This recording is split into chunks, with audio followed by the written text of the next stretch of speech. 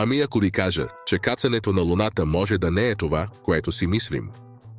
Повече от 50 години хората си задават един и същ въпрос. Наистина ли са стъпвали хора на Луната през 1969 година?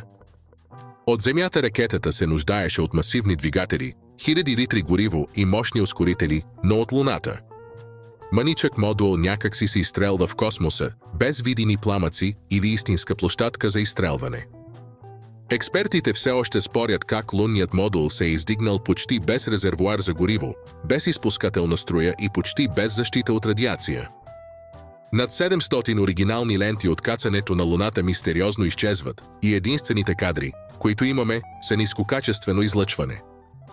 Някои сенки падат в различни посоки, нещо, което не би трябвало да се случва под единствен източник на светлина като Слънцето. И все пак, излитането от Луната изглежда почти безтегловно, тихо, с нулев пламък. Като модел, който се повдига. И така, наистина ли сме стъпили на лунната повърхност? Или има скрита истина, заровена в сенките на историята? Истината може да е постранна от историята.